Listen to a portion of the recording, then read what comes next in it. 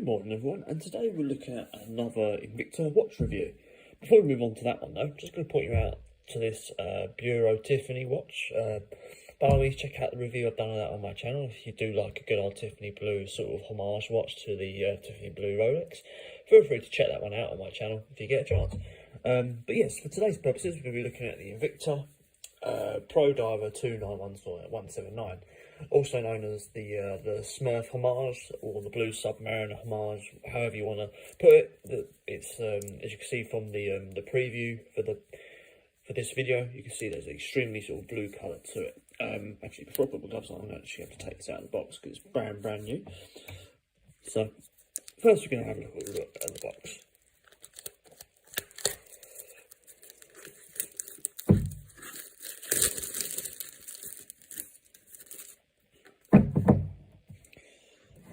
So obviously, initial look at the box, we've obviously got that really extremely yellow theme to it with that embossed black Invicta logo.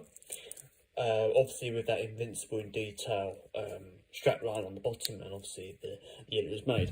The corners of the actual box are very sharp, so it's a well-defined box with a nice cushion effect on top, soft little ridges on top here. Overall, it's a nice standard sort of box.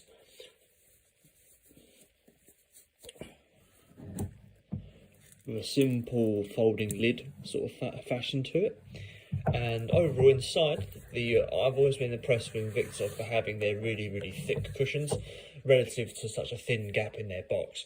So the cushion takes quite a bit of force to actually get it out, which is a show of good quality here, despite the price point only being around about £90. But they have got cheaper watches as well, and they have the same sort of box, so it's still the same sort of style.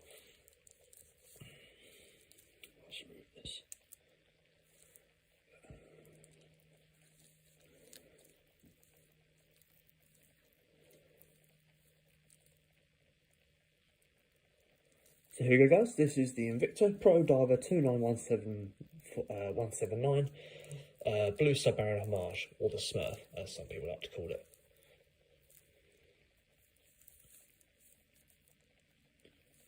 Have a little initial look at the face. From inside there, you can obviously see we've got fully luminous increments that are different shapes going around the units of 5, similar to a Blue Submariner that's the similar sort of style to what a Rolex Submariner would do. Hands and second hand, well, the hands themselves are fully luminous with the second hand, having a luminous sort of dot on the end of things. Invicta have been known to have their logo on the watch twice, so once at the top and then once on the actual second hand. So that's a bit of a unique feature for their sort of watches. Looking inside the face, we've obviously got a plain inside chrome backplate in there, so it's not printed like a Rolex would be. Looking at the actual face, is a blue sunray style dial, so it will catch the, as you can see here. Let's try and get the angle right on the watch. So let's try and get the angle right here. You can see the blue. There you go. If you're going across here, you can see the blue. It was here, but it's going across. There's a bit more of like a distinctive blue going across, with the others around it being like a darker blue. That's what you call a sunray dial. So the sun catches it, and then the light goes around it eventually as the day goes on. It's only a light sort of feature. I think it's just called a sunray dial. So, and obviously you've got all your dashes going around the inside of the watch here. Very common for a watch of this style. So a bit of a background behind this watch. You've got it operates on an automatic movement, as you can see from the sweeping hand here. It's a date function, so you've got a Cyclops eye with date function here. Has a 14.2mm case width and a 42mm case diameter, with a bandwidth around about of 22mm. So if you wanted to change this, you would need a 22mm bracelet to go with it. Looking at the bezel, you've got this extremely reflective, extremely shiny, sort of like almost like a mirror chrome style bezel here, because these numbers are really catching the sun really well, and so is the bezel itself. More shiny than some other watches I've done reviews on. So the bezel itself offers a sort of an older style numbers system on the actual bezel because of the old-fashioned sort of digits. If you look at like an old-fashioned Pepsi, you may notice that the numbers are a little bit different to how they are nowadays. So this is probably like a 2010 equivalent.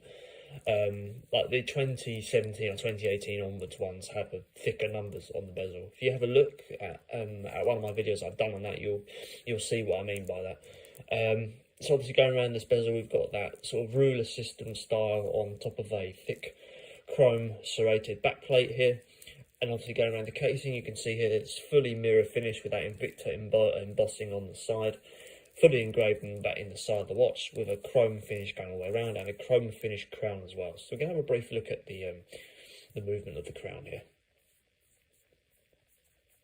So no actual popping system there. I'm not sure if that's a sign of sort of a good quality or not.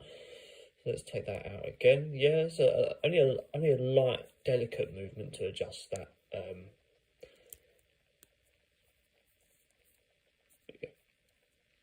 A decent little gate function. The dial doesn't just spin round for the sake of it. It does actually click into place. So looking at the next movement. Yeah, and the crown movement to the actual hands is a decent one as well. So some watches I've reviewed, you've done this and it would spin round like mad when you're trying to change the time. And the wind-up function is a decent function as well. You can hear that, obviously you can hear that winding function there, but very, very common on, say, a Rolex as well. But the wind-up function, despite the £90 price point, it's a decent movement for it. But I think you'd expect some sort of quality for £90. Looking at obviously the casing a bit better. Oh, sorry, I have misinformed you here a bit, but you've got a lined stainless steel finish going around to where the casing meets the Jubilee strap. So this, talking of the Jubilee strap, you've got Jubilee straps usually are two-tone stainless steel finishing. So you've got obviously a line finish on the outside and then chrome finish inside. Jubilee links half the size of an oyster strap. Looking at the backplate, you've got a skeleton style backplate where you can see the movement of the automatic watch. Very, very common for an Invicta watch. Often you can see the movement in the back, whereas a Rolex, say, it has a normal backplate where you can't see it at all. With that sort of slightly raised edge there to provide some detail on how waterproof it is. Waterproofness is 20 bar. So looking at the strap here, as I said, you've got it's a stainless steel with a chrome stainless steel finish Jubilee strap, easily adjustable on both sides using punching pins. Clips into the actual clasp, you've probably got double-ended popper pins as well. Yeah, you do. Double-ended popper pins here to take those out. These will adjust both ends. And then moving down to the actual clasp, you've got a double fold-over system with a chrome finish Invicta engraved clasp. With a double fold-over system. But the one thing about this clasp is it's a cheap style clasp, which is a shame. But Invicta haven't been known to have the best clasps, but the actual watches do tend to meet the quality and the price that you pay. So if you pay £90, you'll get a decent watch for the price. Even at £20, you'll get a decent watch for it. So let's put this on.